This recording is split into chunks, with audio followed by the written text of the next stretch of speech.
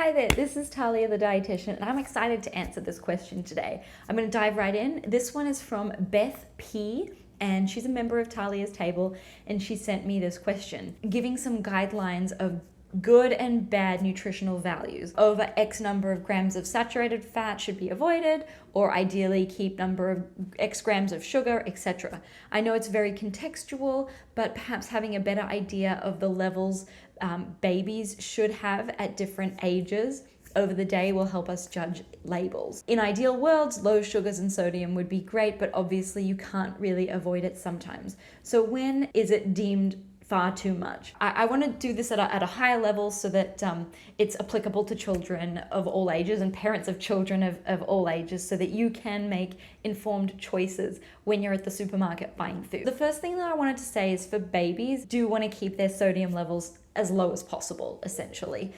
Their kidneys are still developing, and so the guideline for babies when they start solids between 6 and 12 months, they start solids around 6 months, but in the months between 6 and 12 months, it's recommended to keep it under 400 milligrams per day, and about half of that comes from breast milk. So it doesn't leave a lot of sodium to come from food. And when I was researching this answer, I actually went to the American Dietary Guidelines, and they had a nice list of 10 common foods that contribute to 43% of sodium in children's diets. So I wanted to list those out for you here to give you an idea of where all the sodium is coming from. And then we can discuss how to look at labels.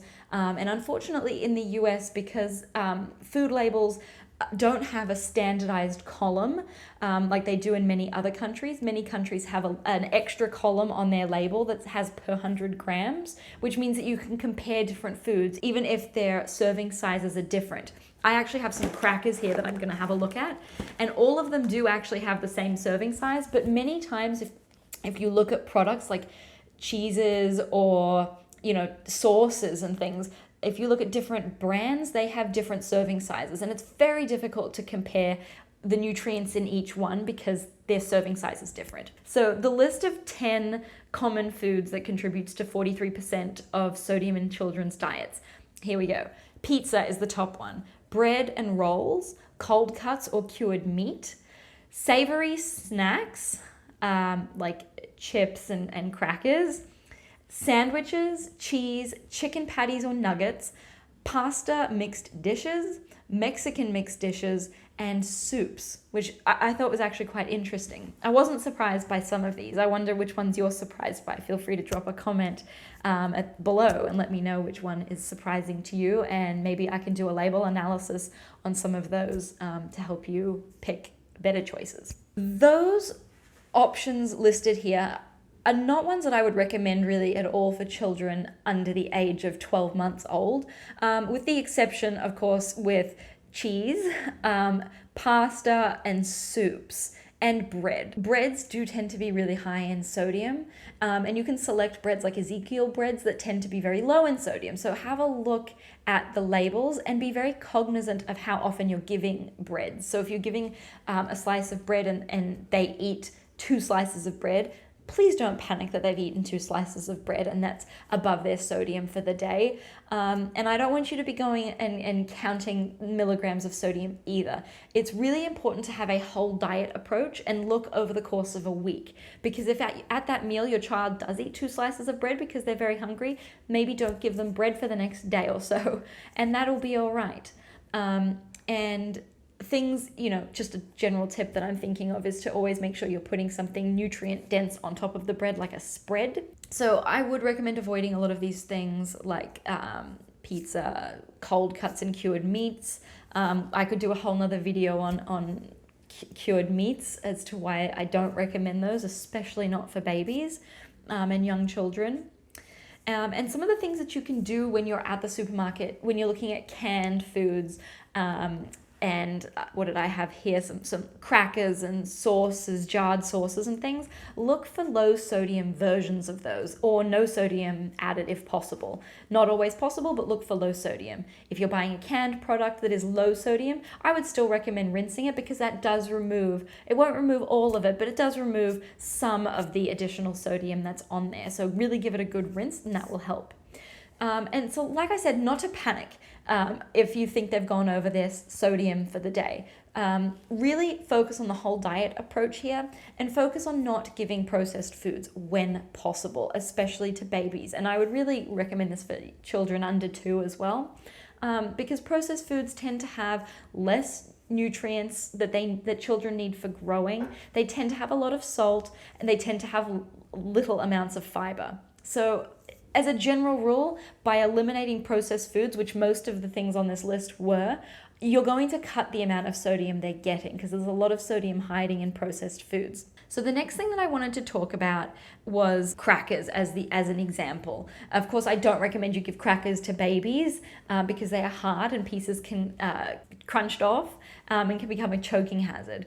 So there isn't a hard and fast rule as to when crackers are okay for children. It really depends on chewing ability and number of teeth. So it kind of depends per child. But I wanted to have a look at the different sodium levels on here because back to the question that Beth had was, how do you pick things, and is there a kind of a rule? And there are some rules of thumb out there, but because American labels go by per serve, it's kind of hard if the serves are different because one serve might be very small, but the number of the milligrams of sodium will be so little compared to a different brand that it's actually, when you look at it per gram for gram, it's more.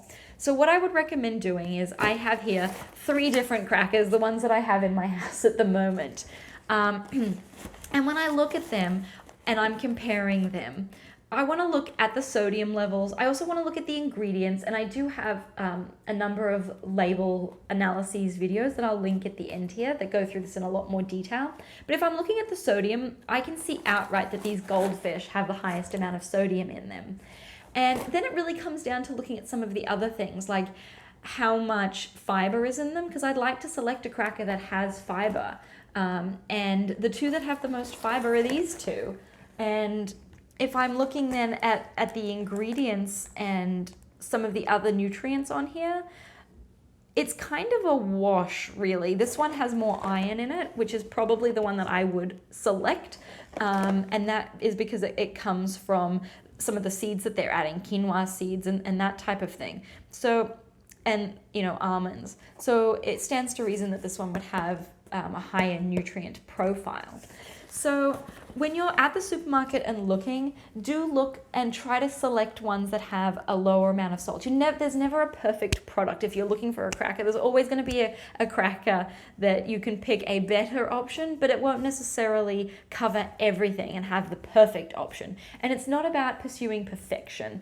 And I don't want you to be stressing out about this because there's a lot of things that you can do to make sure that your child is getting a good variety of nutrients.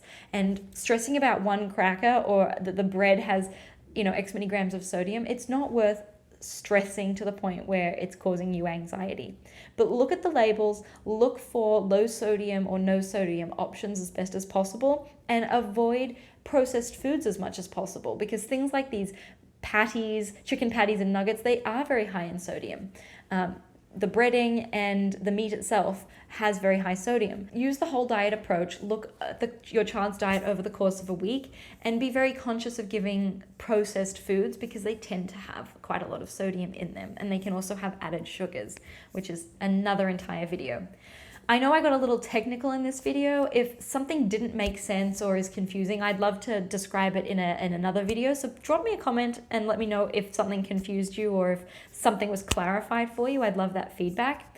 And if you have questions that you would like me to answer or topics you want me to cover on YouTube, you can become a member of Talia's Table just like Beth and post your topics that you'd like. By becoming a member of Talia's Table, you're supporting the free content that I share, similar to how you would on Patreon, and then you can also contribute to the content. And I also do live Q&A calls periodically on there, so I would love for you to join if you find my videos helpful and informative and help you feed your family. You can find the link in the description, and I appreciate you being here to watch, and subscribe and like this video, and feel free to share it if you found it helpful. Thank you so much for watching. This is Talia, the dietitian. Bye-bye. Here are a couple more videos to help you raise your healthy, intuitive eaters.